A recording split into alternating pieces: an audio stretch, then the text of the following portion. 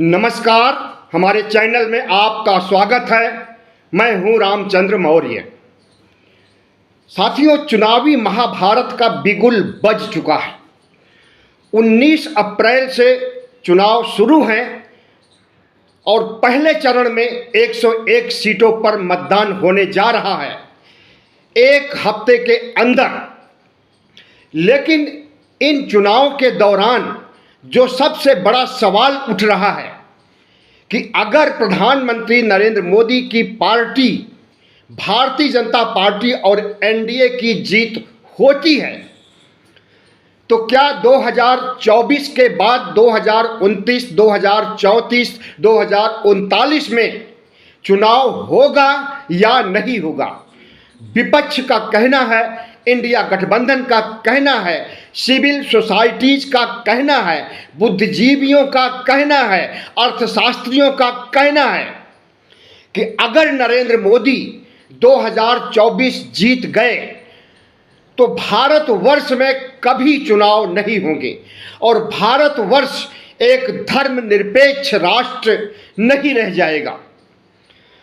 इस देश की साझा संस्कृति खत्म हो जाएगी, देश हिंदू राष्ट्र बन जाएगा, प्रजातंत्र की जगह राजतंत्र आ जाएगा जिसमें चुनाव होने का कोई सवाल ही नहीं उठता है। और यहाँ तक संविधान जिसकी प्रस्तावना आप देख रहे हैं और इसी प्रस्तावना में संविधान की पूरी गाथा लिखी हुई है, पूरी स्क्रिप्ट संजोई गई है इसी 4 लाइन की संविधान की प्रस्तावना में। तो आज यह संविधान भी खतरे में है। 2024 का चुनाव एक ऐसा चुनाव है जो सिर्फ सत्ता प्राप्ति का जरिया भर नहीं है बल्कि व्यवस्था परिवर्तन की ओर इंगित करता है। और वो व्यवस्था परिवर्तन 2 तरह का है।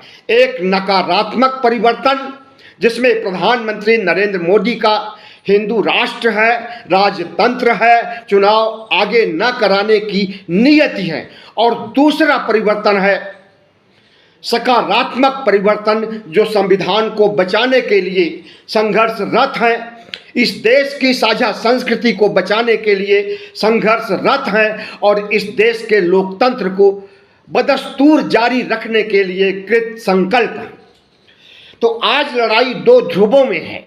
जैसे पहले आसुरी शक्तियों में और दैवी शक्तियों में लड़ाई होती थी, उसमें आसुरी शक्तियों की हार होती थी, दैवी शक्तियों की जीत होती थी। बहरहाल हम प्रधानमंत्री नरेंद्र मोदी को, भारतीय जनता पार्टी को, एनडीए को आसुरी शक्ति नहीं कह रहे हैं, लेकिन राहुल गांधी खुल करके भारतीय जनता पार्टी और एनडीए गठबंधन को आसुरी शक्तियां कहा है और इनके ऊपर विजय हासिल करने के लिए देश को संबोधित किया है और कर रहे हैं। आज भी राहुल गांधी ने जिस तरह से राजस्थान में भारतीय जनता पार्टी के तानाशाही रवैये को, देश को तोड़ने, देश को खत्म करने, संविधान को खत्म करने, लोकतंत्र को खत्म करने की नियति को रेखांकित किया है, उस पर देशवासियों को गौर करना चाहिए और राहुल गांधी के एक एक शब्द पर ध्यान देना चाहिए। तो साथियों, हमारा प्रजातंत्र कैसे बच सकता है, हमारा संविधान कैसे बच सकता है, हमारा भारत की साझा संस्कृति कैसे बन सकती है, आज का यह सबसे बड़ा यक्ष प्रश्न है। आरएसएस का सपना रहा है आज से नहीं, 98 साल पहले 1925 में आरएसएस का गठन ही किया गया था भारत को हिंदू राष्ट्र बनाने के लिए, भारत को राजतंत्र बनाने के लिए, भारत को तानाशाह हिंदू राष्ट्र बनाने के लिए।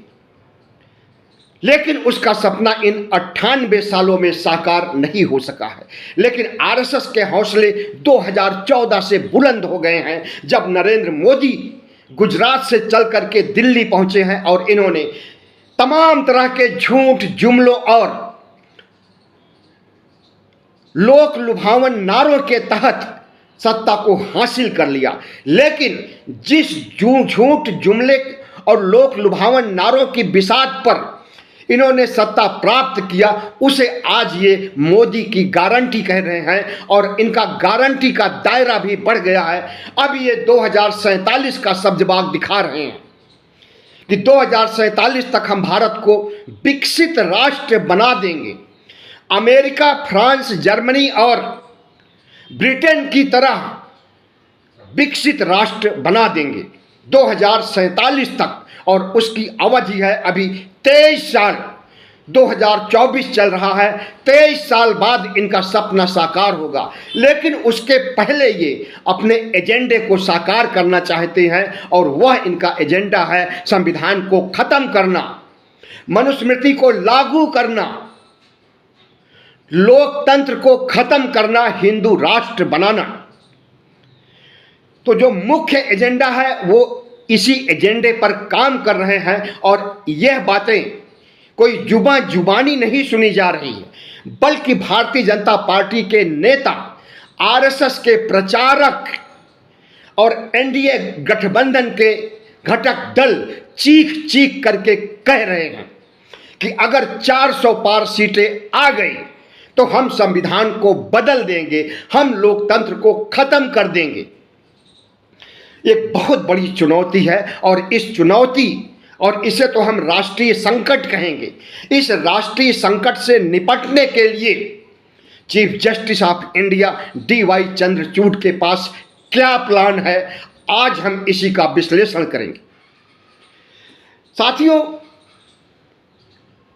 चीफ जस्टिस ऑफ इंडिया का कार्य क्षेत्र होता है संविधान के मुताबिक देश जो चला रहा है उसकी समीक्षा करना, कार्यपालिका की समीक्षा करना, मीडिया को दायरे में रखना, लोकतांत्रिक मूल्यों को बहाल रखना, अलोकतांत्रिक कार्य, असंवैधानिक कार्य न होने देना। और इसके लिए चीफ जस्टिस को बजाबता संविधान की शपथ लेनी पड़ती है। संविधान की शपथ तो राष्ट्रपति को भी लेनी पड़ती है, प्रधानमंत्री को भी लेनी पड़ती है, तमाम मंत्रियों को भी लेनी पड़ती है, यहाँ तक कि सांसदों को भी लेनी पड़ती है और ब्यूरोक्रेट को भी लेनी पड़ती है। लेकिन आज संविधान जब खतरे में है तो इसकी रक्षा के लिए कौन उभर करके सामने आ रहा है?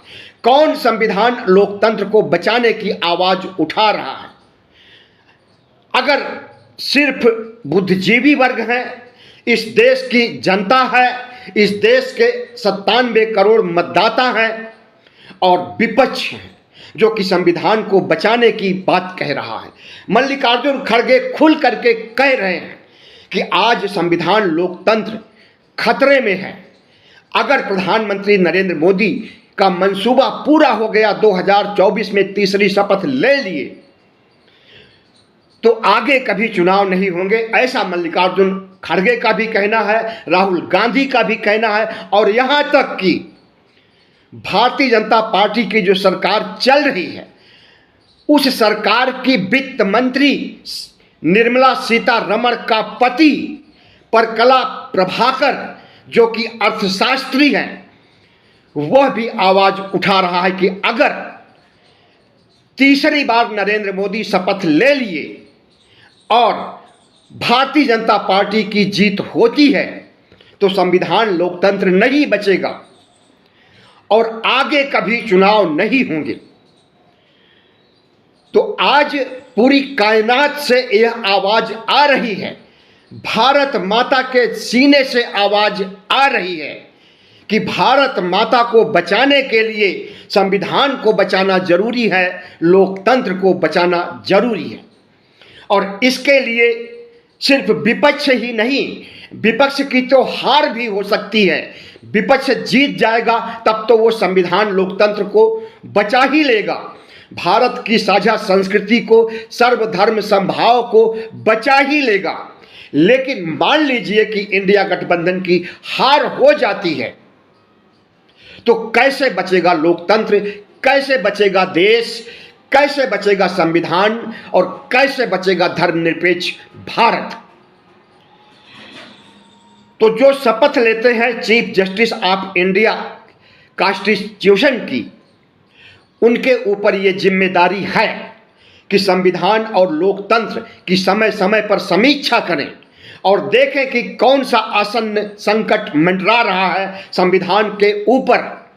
तो आज वो घड़ी आ गई है जब चीफ जस्टिस ऑफ इंडिया को स्वतः संज्ञान लेते हुए संविधान के खिलाफ जितने भी नारे लगाए जा रहे हैं, संविधान के खिलाफ जितनी भी आवाजें उठाई जा रही हैं, संविधान के खिलाफ प्रधानमंत्री कार्यालय से लेख लिखा जा रहा है, संविधान के खिलाफ भारतीय जनता पार्टी के सांसद अनंत हेगड़े आवाज उठा रहे हैं और कह रहे हैं कि 400 पार हुआ तो हम संविधान बदल देंगे। संविधान को जलाया जा रहा है जंतर मंतर पर।